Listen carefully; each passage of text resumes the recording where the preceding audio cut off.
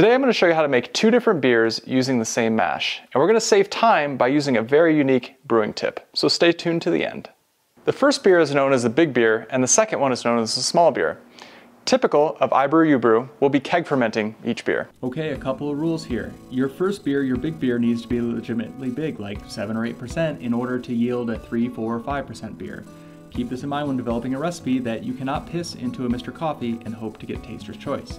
Number 2, you're going to go from pale to pale, or pale to dark, not the other way around. And lastly, your mash, your first runnings, your full volume runnings will be your first big beer, and your sparge will become your small beer. We're trying to keep things real simple here. Let's take a look at our beer plan for today. Okay, big beer, I'm shooting for 1060 to 1070, which means I'll use about 15 pounds of base grain and 4 pounds of adjunct. In today's situation, I'm going to be using white rice. I like a bitter beer, so I'm going to add 4 ounces of Chinook at 30 minutes for the boil, and then also 8 ounces of freshly harvested wet hops for the whirlpool. For one keg, I will use Lutra to ferment, and on the other side, I'll probably use Voss or something. And after the ferment, I'll go ahead and keg hop with 6 ounces of whatever I've got in the fridge. Here's where things get interesting on the small beer side. I'll go ahead and add 1.25 pounds of roasted barley. I feel like you need to add a little bit more roasted barley to get that kind of flavor in diluting it in such a large grain bed. And a very interesting thing I picked up from brewingnordic.com is to take a couple ounces of hops, basically double what you normally use, parboil it on the side in some water, and then add it to the mash. Then we'll collect our runnings for the small beer, and then I will keg ferment with Lutra. Here's some other small beer ideas. You can make a kettle sour where you add wheat to the mash, then choose a lactose source. I like Swanson's El Planetarum. Sour for 24 or 48 hours to get to the pH you like. Raise the temp to kill the lacto, cool, then ferment with kveik. Or you could do a mini haze bro where you add a little bit of light crystal, a couple pounds of oats, wait for 30 minutes for that mash, then 4 ounces of designer hops like a Mosaic or a Citra, and run your wort into the keg with a floating dip tube, and that's what I'm calling a keg pool. Number 3, you could do a domestic light and cold, just 2 ounces of OG hops in the keg pool with a neutral yeast.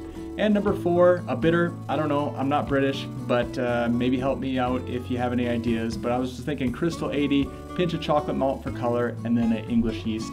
Also, you could do a keg ferment that way. Okay, brew your first beer. Nothing too exciting here with this IPA. Accounting for grain absorption, boil off, and shit at the bottom of the kettle. I use 46 liters or 12.2 gallons of water to mash, to yield just a bit under 5 gallons post-boil going into each keg for the keg ferment.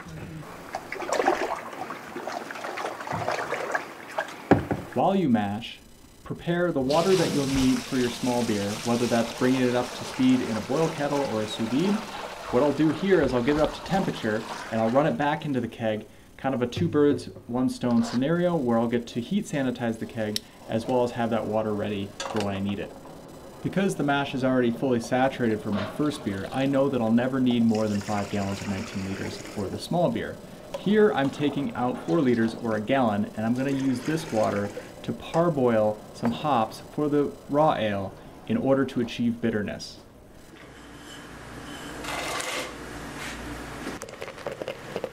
While I've got this going on and the mash mashing, I'll go ahead and check on that small beer water.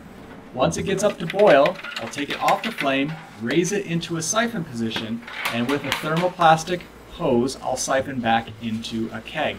After the siphon's complete, I'll put the lid on, and then I'll wrap it in a blanket just to keep it warm for when I need it.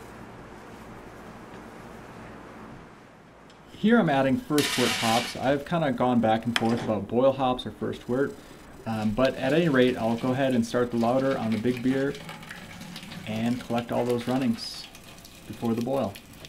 When you've collected enough runnings for your first big beer, lock up the mash. Now I've taken the parboil and adding it to the mash after that hour boil. In addition, I'll add my small beer water, which has been waiting in the keg with a blanket surrounding it, so it's quite hot. After that's all done, I'll go ahead and take my roasted barley and I'll stir that in.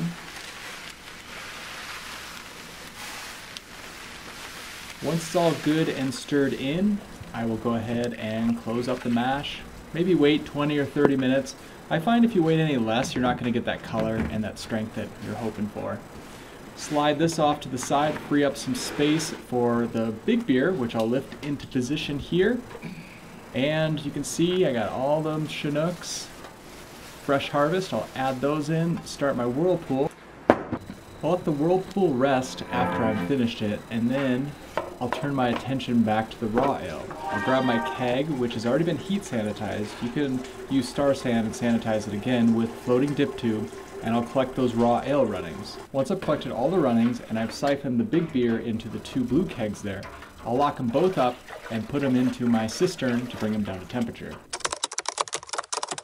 After the wort has reached a pitchable temperature, I'll pull them out of the cistern, crack the lid, add yeast, oxygenate, reset the lid with CO2, slap a spunding valve on it, and then let it ferment.